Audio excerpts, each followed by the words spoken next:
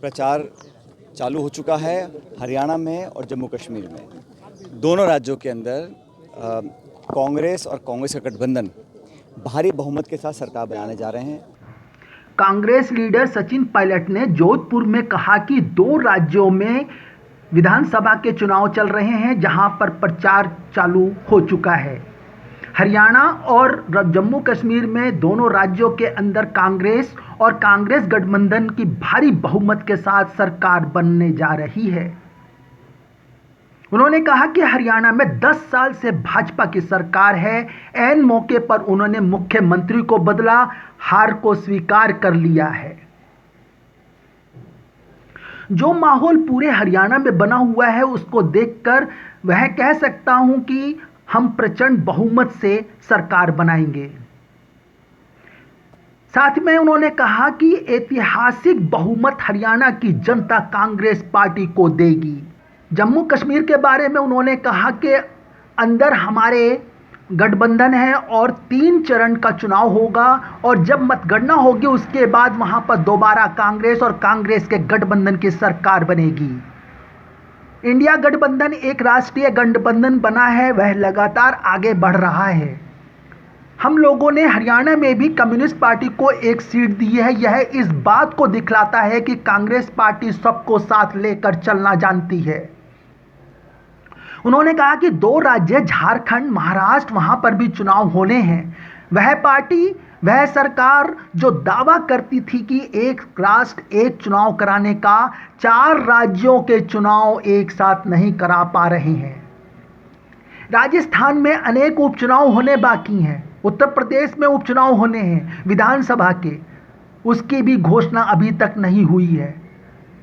उन्होंने कहा कि राहुल गांधी के नेता प्रतिपक्ष बनने के बाद जिस तरह से सरकार का रवैया रहा है, हम तय कर रहे हैं सदन और सदन के बाहर तमाम मुद्दों पर सरकार को बैकफुट पर आना पड़ रहा है।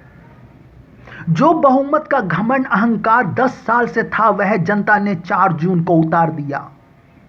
सचिन पायलट ने कहा कि राहुल गांधी ने कांग्रेस पार्टी के आग्रह को स्वीकार कर नेता प्रतिपक्ष बने और जिस प्रकार वह सरकार की जवाबदेही तय कर रहे हैं वह भी अपने आप में एक बदले हुए माहौल को दर्शाता है। जब भी भाजपा बैकफुट पर आती है वह सीधा साधा राहुल गांधी को टारगेट करते हैं। कांग्रेस पार्टी लगातार मजबूती से आगे बढ़ रही है। नई ऊर्जा कार्यकर्ताओं को मिली है, नेताओं को मिली है। मैं जिन राज्यों का दौरा करता हूं वहां भी एक धरातल पर एक एहसास मुझे होता है कि राजनीति बदल रही है।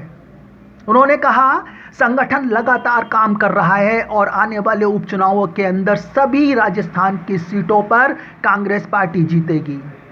जोधपुर के अंदर जो दुष्कर्म हो रहे हैं उस पर भी उन्होंने कहा लॉ एंड ऑर्डर इतना बिखर चुका है, ऐसा कोई जिला नहीं है जहां पर डकैती, बलात्कार, दुष्कर्म, तमाम तरह की एंटी सोशल एलिमेंट्स अपने पैर पसार रहे हैं और सरकार नाकाम है।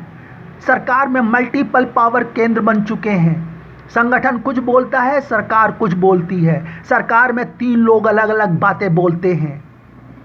आरपीएससी पर बोला उन्होंने कि विश्वसनीयता इसकी खत्म हो चुकी है, उसको जीवित करना बहुत जरूरी है क्योंकि नौजवानों का भविष्य का सवाल है।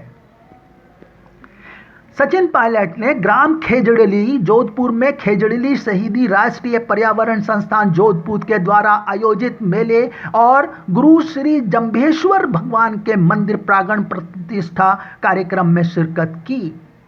इस दौरान कांग्रेस नेता मलखान बिश्नोई, विधायक अभिमन्यु पूनिया, विधायक गीता बराड़, विधायक रतन देवासी, पूर्व मंत्री सुखराम बिश्नोई, पूर्व विधायक महेंद्र बिश्नोई, जोधपुर से कांग्रेस प्रत्याशी रहे करण सिंह उचियाराड़ा के अलावा लाखों की संख्या में श्रद्धालु मौजूद थे। कुतुब मेल के लिए आशा पटेल, जोधपुर, राजस्थान। 2 राज्यों में चुनाव चल रहे हैं जहां प्रचार चालू हो चुका है हरियाणा में और जम्मू कश्मीर में। दोनों राज्यों के अंदर कांग्रेस और कांग्रेस का गठबंधन भारी बहुमत के साथ सरकार बनाने जा रहे हैं। हरियाणा में 10 साल से भाजपा की सरकार है। ऐन मौके पर उन्होंने मुख्यमंत्री को बदला। कहीं ना कहीं उन्होंने अपनी हार को स्वीकार किया है और जो माहौल पूरे हरियाणा में बना है उसको देखकर मैं कह सकता हूं कि हम प्रचंड बहुमत, मुझे लगता है ऐतिहासिक बहुमत हरियाणा की जनता कांग्रेस पार्टी को देगी और एक बार वहां पर दोबारा कांग्रेस की सरकार बनने जा रही है। जम्मू कश्मीर के अंदर हमारा गठबंधन है और वहाँ बहुत सारे राजनीतिक षड्यंत्र रचे गए हैं पिछले कई सालों में, लेकिन वहाँ की जनता, वहाँ की आवाम भी जमहूरियत में विश्वास रखती है और मैं उम्मीद करता हूँ कि 3 चरण का चुनाव जो होगा और जब मतगणना होगी उसके बाद वहाँ पर दोबारा कांग्रेस और कांग्रेस के गठबंधन की सरकार बनेगी। इंडिया अलायंस का जो एक राष्ट्रीय गठबंधन बना है वो लगातार आगे बढ़ रहा है। हम लोगों ने हरियाणा में भी कम्युनिस्ट पार्टी को एक सीट दी है। ये इस बात को दिखलाता है कि कांग्रेस पार्टी सबको साथ लेकर चलना जानती है और आगे चल भी रही है। बाकी 2 राज्य हैं झारखंड, महाराष्ट्र, वहाँ पर भी चुनाव होने हैं और मुझे बड़ा आश्चर्य है कि वो दल, वो पार्टी, वो सरकार जो दावा करते थे कि एक राष्ट्र एक चुनाव कराने का, वो ऐसा माहौल नहीं बना पा रहे हैं जहाँ निर्वाचन आयोग 4 राज्यों के चुनाव एक साथ करा सकता है। राजस्थान में अनेक उपचुनाव होने बाकी हैं, उत्तर प्रदेश में उपचुनाव होने बाकी विधानसभा के, उसकी भी घोषणा अभी तक हुई नहीं है। तो कहीं ना कहीं कथनी करनी में फ़र्क है, लेकिन ये बात स्पष्ट है कि राहुल गांधी जी के नेता प्रतिपक्ष बनने के बाद जिस तरह का रवैया सरकार का रहा, सरकार अब बैकफुट पर है। एजेंडा विपक्ष तय कर रहा है, जवाबदेही हम तय कर रहे हैं। सदन के अंदर, सदन के बाहर तमाम मुद्दों पर सरकार को बैकफुट पर आना पड़ा। जो विधेयक लेकर आए पार्लियामेंट में, उस पर उनको विड्रॉ करना पड़ा। तो जो बहुमत का घमंड और अहंकार 10 साल था, वो जनता ने 4 जून को उतार दिया है। 4 जून के बाद एक नई सच्चाई, नई असलियत देश के सामने आई है और मुझे खुशी है कि राहुल गांधी जी ने कांग्रेस पार्टी के आग्रह को स्वीकार किया, नेता प्रतिपक्ष बने हैं और जिस प्रकार वो सरकार की जवाबदेही तय कर रहे हैं, वो भी अपने आप में एक बदले हुए माहौल को दर्शाता है। और मैंने देखा है जब भी भाजपा बैकफुट पर आती है, वो सीधा सीधा राहुल गांधी जी को टारगेट करते हैं। वो कोई स्टेटमेंट देते हैं, सरकार को कटघरे में खड़ा करते हैं, तो उनके ऊपर लांछन लगाना, विरोध करना, ये उनकी आदत बन चुकी है। लेकिन हमें जनता में पूरा विश्वास है, कांग्रेस पार्टी लगातार मजबूती से आगे बढ़ रही है।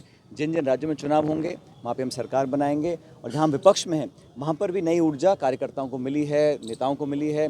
और जिन राज्यों में मैं दौरे करता हूँ वहाँ पर लगातार मैं देख रहा हूँ एक बदलाव हो रहा है। Subscribe now and press the bell icon. Never miss an update.